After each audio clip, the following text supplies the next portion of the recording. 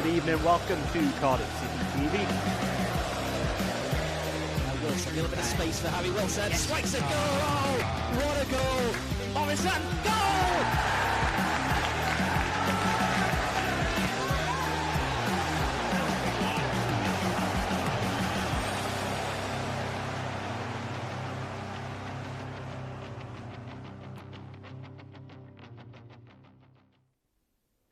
After a sixth consecutive win on Wednesday evening, the question on everybody's lips, can the Bluebirds do it again today at the Riverside Stadium? Well, we certainly hope so, and against a Borough side under the watch of former City boss Neil Warnock. I'm Amy James, this is John Donovan, and we'll be talking you through the build-up to kick-off at 3 p.m.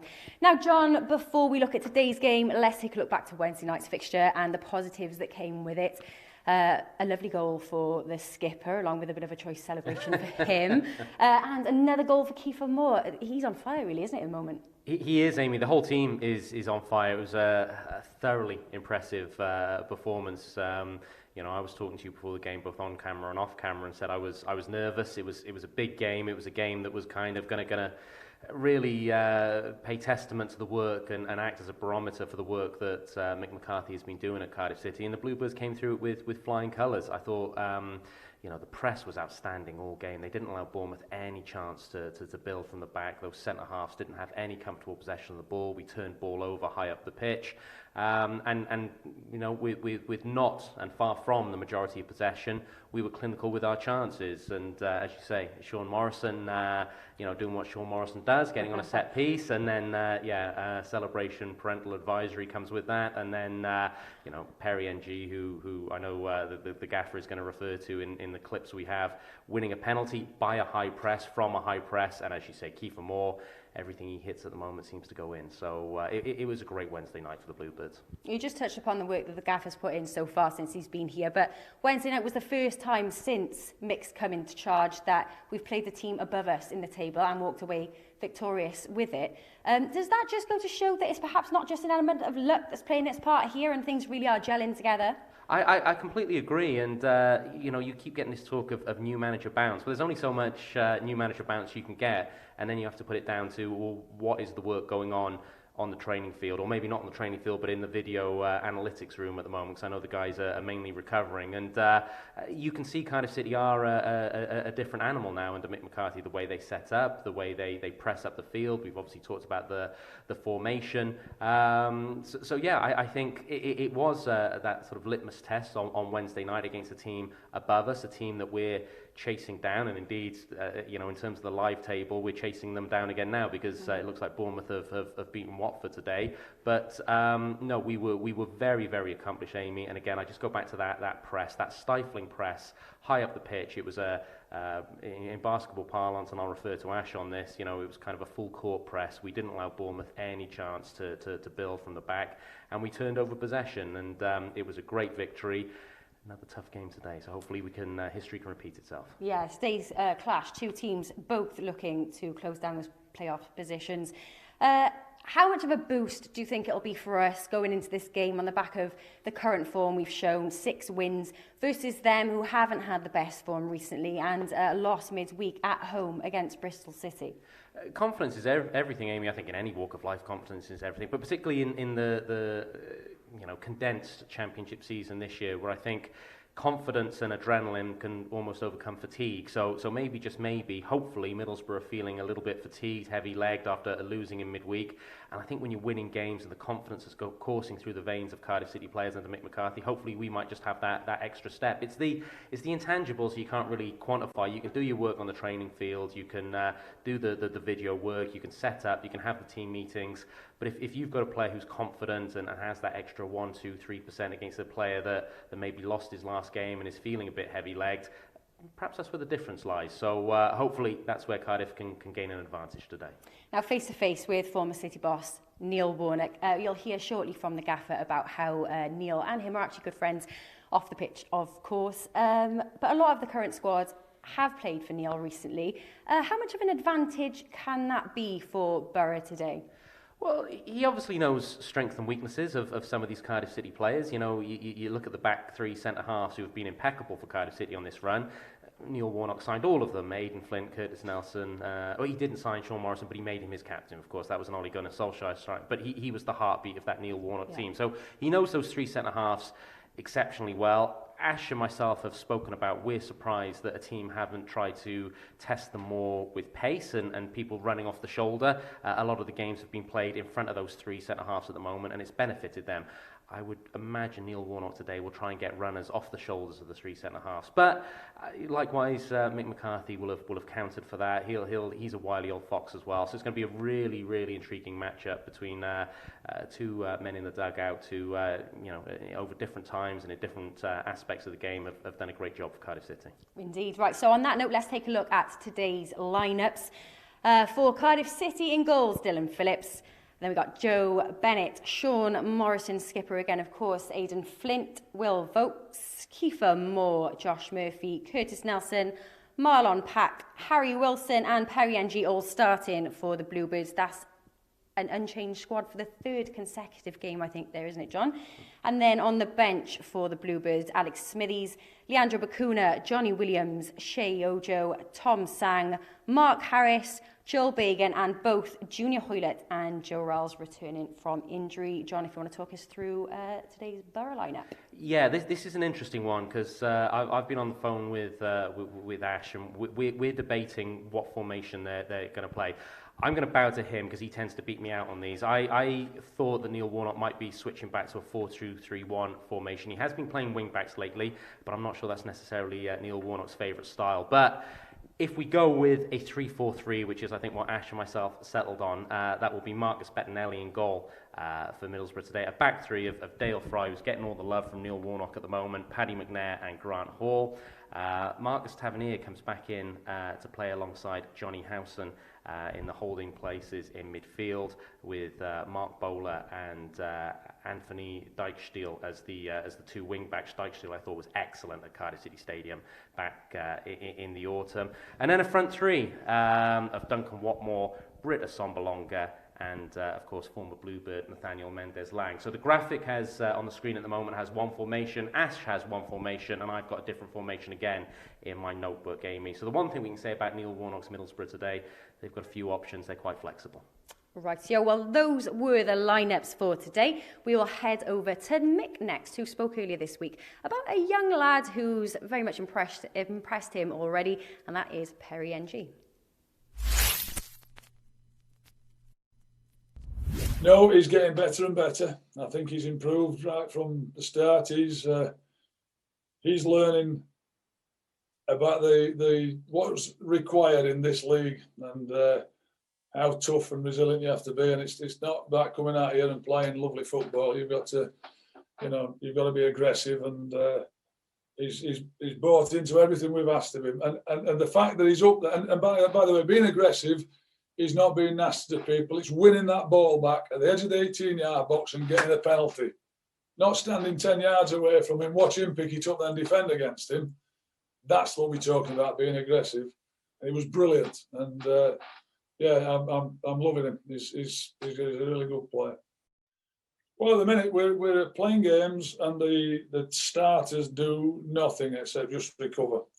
And then we'd have a small-sided game yesterday for 15 minutes, and that is it total. Because the lads you mentioned earlier, Big Sean, Flinty and Nels, they're big lads, Kiefer. They need to recover, they get sore bodies. It's a bit of it's a tough time for them, really. Just games coming thick and fast. But we're managing it, and they're managing it very well themselves.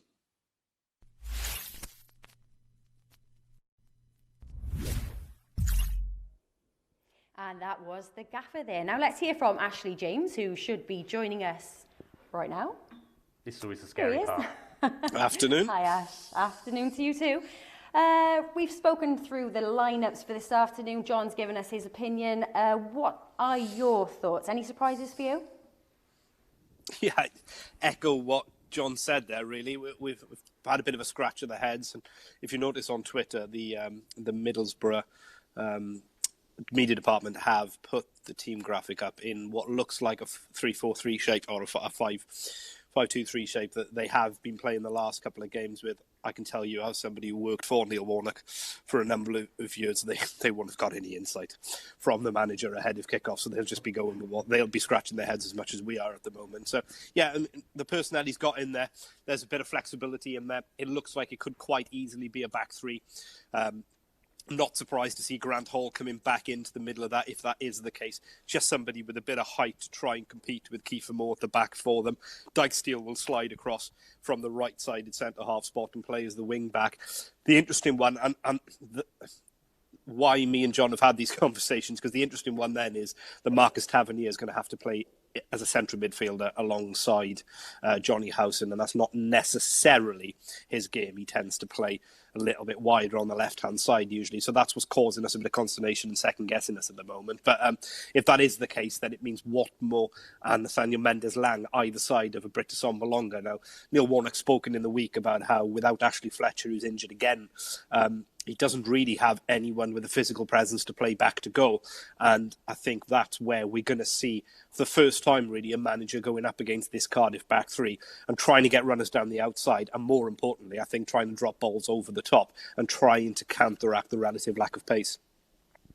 Ash, I just wanted to ask you, because we're both, aside from Cardiff City and football fans, we're fans of American sports. You like basketball. I referenced the full court press there. In my sport, ice hockey, it's known as getting on the forecheck, whatever you call it. The press on Wednesday night against Bournemouth, it was suffocating, wasn't it? You just didn't allow Bournemouth, and three good ball-playing centre-halves, no opportunity at all to lead that transition.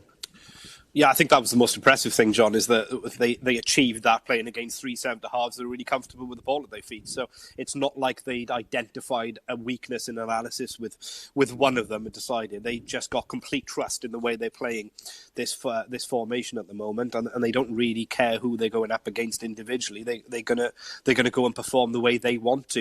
You've just seen Mick McCarthy referred to Perry and G there, and it's a word that me and Mark referred to on commentary a lot. It's the aggression that not just Perry but Joe Bennett playing with on the left hand as the wing back role as well. They are really snapping into tackles, really being allowed to press up on their men, and really fire into tackles to try and win the ball back quickly is hugely impressive. But I think you go as far back as Neil Warnock, Neil Harris as well, now Mick McCarthy. Cardiff always look a much better team when they're able to press from the front. It's something we've done incredibly well over recent years. And you know, a man on the other side today, Nathaniel Mendes-Lang, and a man back on the bench today for Cardiff in Junior Hoylett were hugely instrumental in that in previous seasons. Well, now it's the two wing backs and Kiefer Moore really leading that charge. But I think I mentioned as well for the work that Harry Wilson and Josh Murphy did in the week in leading that press. We know it's not natural for those two to do it. They're still learning it, and they're certainly learning how to do it in this formation, which they haven't had a great deal of exposure with. But I thought they performed really well on midweek. One player I wanted to ask you about, Ash, and he annoyed me in the second half when his pass led to the Bournemouth goal, because otherwise I thought his performance was impeccable.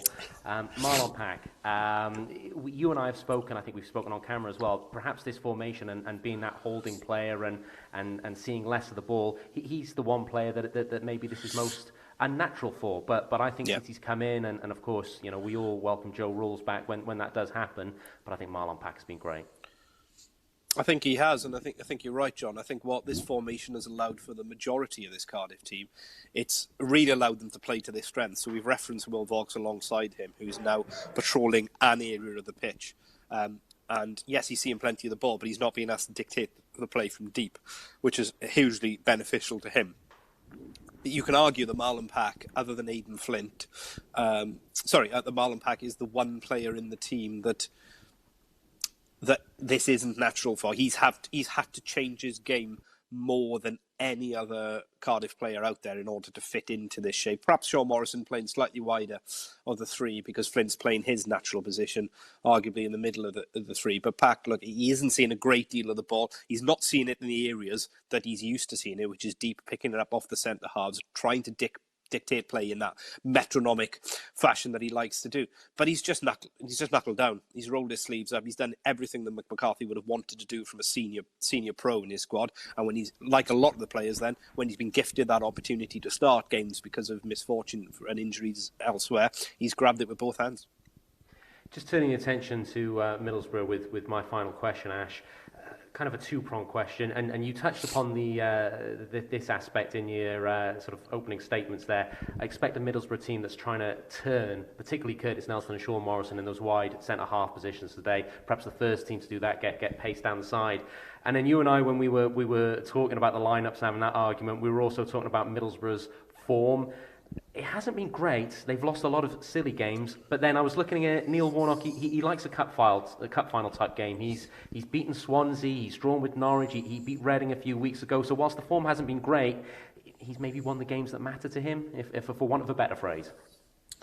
Yeah, it's certainly not been perfect, has it, under Warnock? I think that they're an awful lot better than they were purely when you look at the context of how poor it was in the Woodgate regime before that. So I think that there has been improvement. But if you look, they've lost as many games as they've won, 18 apiece since he's taken charge there.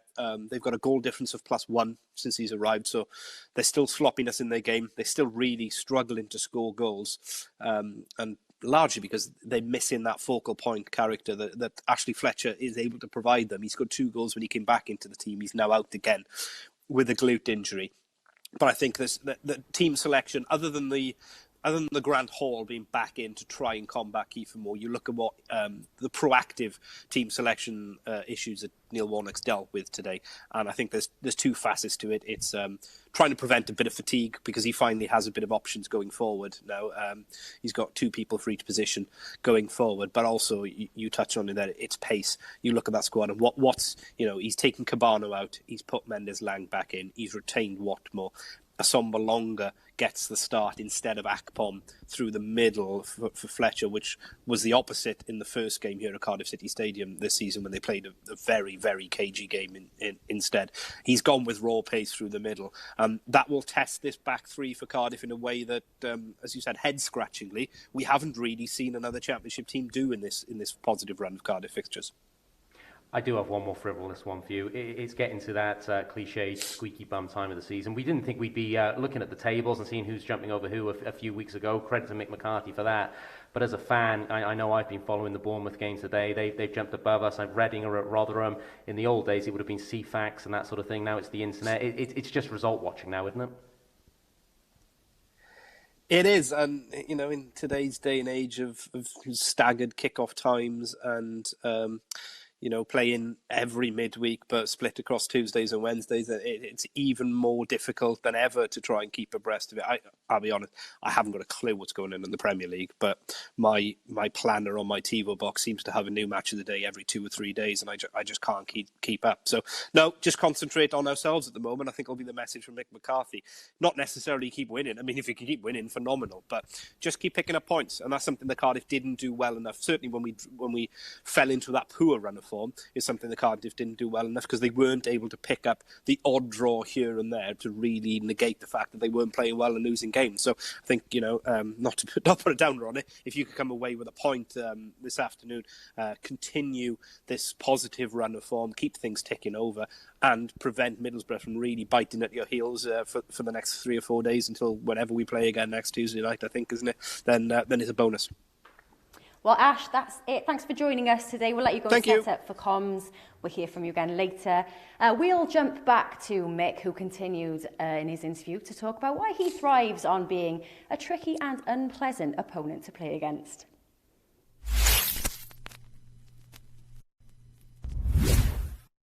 Well, if anybody ever says one of my teams was nice to play against, I will be so annoyed. And insulted if they tell me that. And the best teams are horrible to play against, and what, for whatever reason. Man City are horrible to play against because they press on the keep the ball, they just run all over the top of you. Liverpool last year ran all over the top of teams. Man United in their pomp were the hardest working teams. Not the best players, but they work bloody harder than everybody else as well. Strange, isn't it? So, yeah, if anybody comes off and says, that was a nice game, make you really pleasant to play against. Well, I might be packing it in and playing golf somewhere, I think. We're all looking forward to it now, Beth. Everybody. It's, a game comes along, we're looking forward to it because we're winning. And I said, let's hope that continues, but it's when you had a bit of adversity, then you see what how the team is and what they do. I've seen it on the pitch. I don't particularly want to see it with a defeat. And if they keep playing the way they're playing, those performances, then there's no reason why we should be beaten. And he's a good mate of mine, Warnick. Obviously, for 90 minutes on Saturday, he won't be. It'll be the same feeling for him. He's always been bright and innovative in the way he plays. And, I mean, his teams, likewise.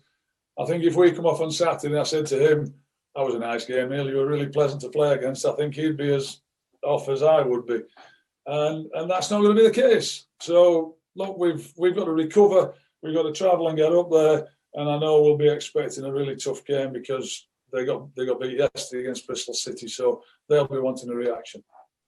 But I prefer to be there than sixth bottom and being hunted by the bottom teams, that's for sure. I said it adds pressure. No, but we don't want to drop out of it. And of course, if we drop out of it on Saturday, it'll be, you've dropped out of the top six, make all boys. So what? We just keep playing. Well, we'll end up where we end up with all the points we've got through the next, we've got 14 games left, is it? Let's see what happens. Top 5 in association with the Big Yellow Self-Storage Company.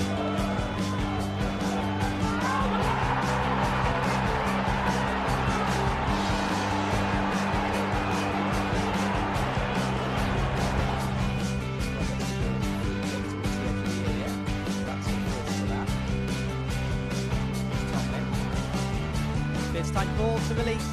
Murphy one-on-one with the goalkeeper. Josh Murphy, 2-0 to City. And just as they started the first half, they started the second. Clinical from the Bluebirds. Quick movement, great spot, and a really fine finish from Murphy.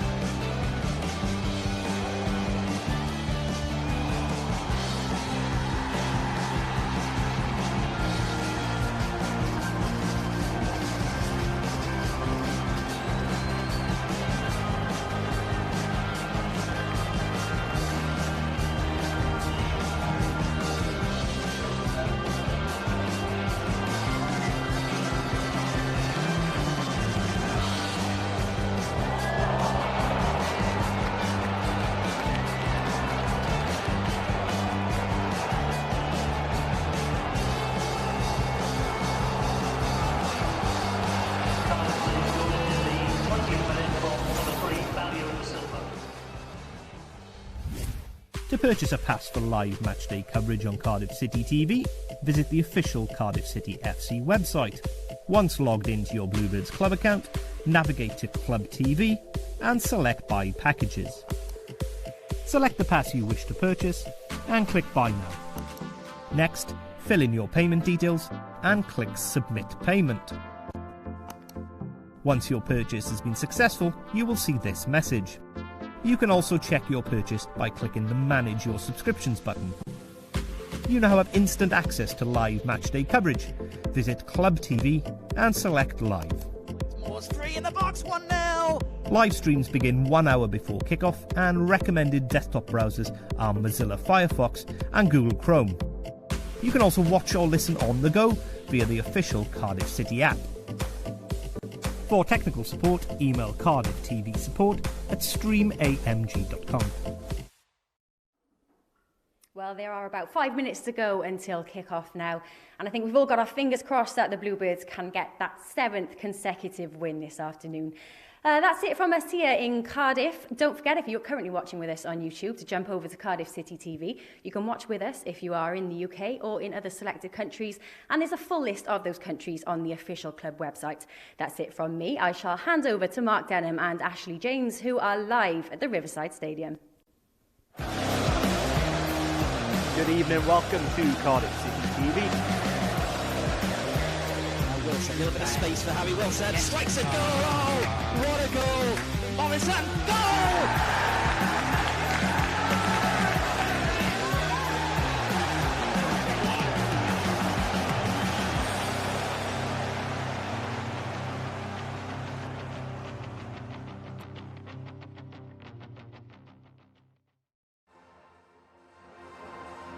Riverside Stadium here in Middlesbrough. It's a bit chilly, and one thing's for certain is that Cardiff City are here to add some heat to the occasion, and there's going to be heat with Neil Warnock's side up against Mick McCarthy's this afternoon, no doubt about it. There hasn't been a war of words in press, far from it in fact, but it's fair to say that they've been sort of feeling each other out a little bit in their press conferences, and you know what you're going to get when these two managers come up against each other, especially Ash, with that added factor of for Warnock as his former team.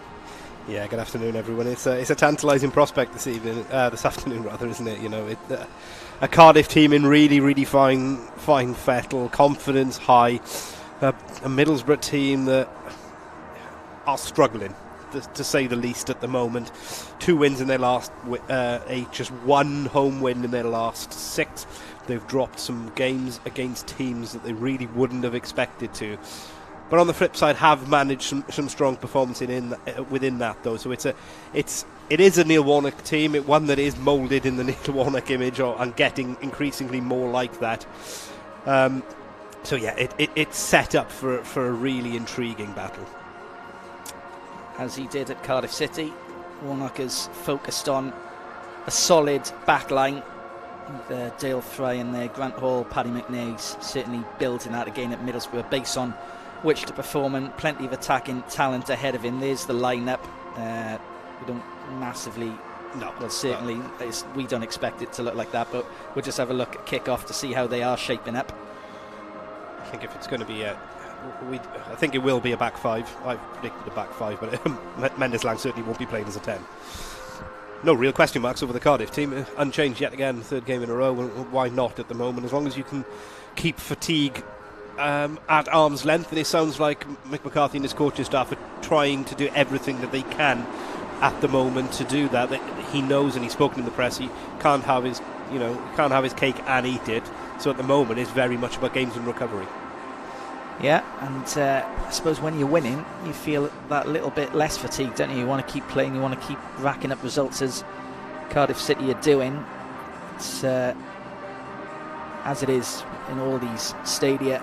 It's odd to be in this one without fans. I must say, when we first started coming here, I don't know, what was it, Ash, maybe close to a decade ago now, it often looked like this when Middlesbrough were going through their bad patches. It could be sparse, this stadium, but yeah, it feels odd today, as it does every week, really. Yeah, and it's a weird one, isn't it? Because, if you want to look at the wider football context, it's not just this stadium, it's this part of the world. 3 big football clubs, 3 giant football cathedrals, and other than Newcastle, who are fiercely loyal, and have tried to move away on that to make a point as well, some of those fans. But the other 2, Middlesbrough and Sunderland, really struggle to attract consistent crowds to their stadiums.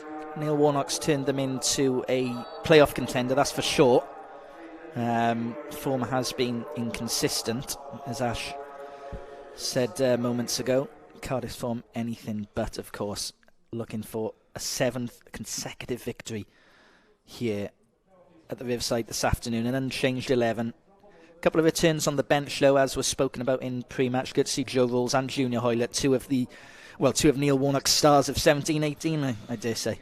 Yeah, and it was great to see youth on the bench in the last month or so, really, for Cardiff. But I think I speak for most people when I say it's even better to see the likes of Rolls and Hoylett back there, because especially when fatigue could start to become an issue. Now we're in the real business end of this season. Then you look at the games the last few weeks, when have been the opportunities to give the youngsters an opportunity other than to be on the bench. You want experience coming on to try and see out games, of course. In order to see out games, you need to take the lead, and you need to get your noses in front. And it's something the Cardiff have done spectacularly well in the last few weeks. One of the things that the younger players